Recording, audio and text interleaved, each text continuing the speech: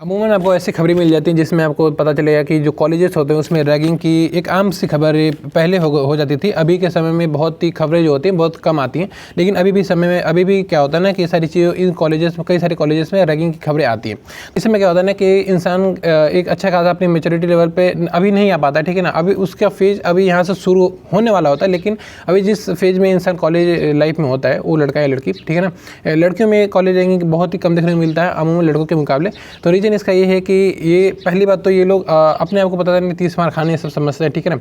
जो सब रैगिंग करते हैं इनकी असल में औकात कुछ नहीं होती है, और जिसकी सच में कुछ औकात है ना वो इंसान ये सारी चीज़ों से इस इंसान को ये लगेगा कि हम अपने और दूसरे का टाइम हम बर्बाद करते हैं, ठीक है। तो ये सारी चीज़ें आपको जो भी एक समझदार इंसान होगा उसमें सारी चीज़ें आपको कम दिखने को मिलेंगी। लेकिन ये जो उठपटांग सब होते हैं ना, अपना बस वर्चस्व दिखाना चाहते हैं, कुछ है नहीं लेकिन दिखाना चाहते हैं कि हम सब कुछ है, तो यही सब रैगिंग करते हैं, ठीक है। तो अगर आप ये सारी चीज़ों में फंसते हो, ठीक है, या फिर चीज़ें होती है जो आपको आगे का प्रोसेस आप तो करना है, लेकिन पर्सनल लेवल क्या करना है, पहली बात तो इग्नोर करना, क्योंकि ये सारी चीज़ें होती हैं, ठीक है ना। इग्नोर इन द सेंस ये है कि अगर कोई उल्टा पुल्टा बोले तो ठीक है भाई, सेम टू यू, यहाँ से निकल जाना। दोबारा आप कॉन्फ्लिक्ट करने की कोशिश करोगे तो बाद में तू में बहुत ज़्यादा बढ़ जाता है। वो अपने आप को 30 मार खाना समझ रहे हो, उसे समझने दो, उससे जवाब मत दो।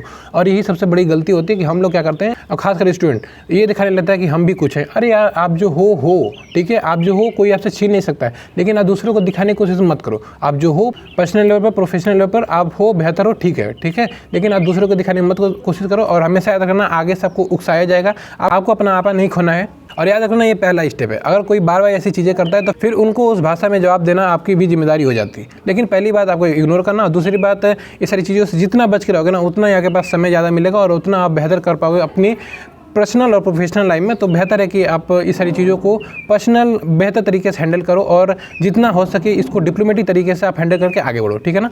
और ऐसा मत सोचना ऐसी कॉलेजेस में होता है, आप कॉर्पोरेट लाइफ में चले जाओगे, जिस भी फील्ड में जाओगे उस लेवल के हिसाब से, जिस लेवल पर आप रहोगे ना उस लेवल के हिसाब से, चाहे इंसान कोई निचले लेवल पर है, चाहे इंसान कोई बहुत बड़ा लेवल पर है, हर लेवल के हिसाब से ये सारी चीज़ें आपको देखने को मिलेंगी, ठीक है ना। बड़े बड़े अधिकारियों के बीच में बड़े बड़े लेवल की कॉन्फ्लिक्ट आपको देखने को मिलती हैं, छोटे छोटे इन लोगों के बीच में छोटे छोटे आपको कॉन्फ्लिक्ट देखने को मिलती है। तो सब बात की बात ये है कि ये सारी चीज़ों से आपको गुजरना ही पड़ेगा, चाहे हम हो चाहे आप हो। डिपेंड ये करता है कि हम और आप इसे हैंडल कैसे करते हैं। तो आई होप आपको कुछ जानने को मिला होगा। मिलते हैं आपसे अगली वीडियो में, तब तक के लिए जय हिंद।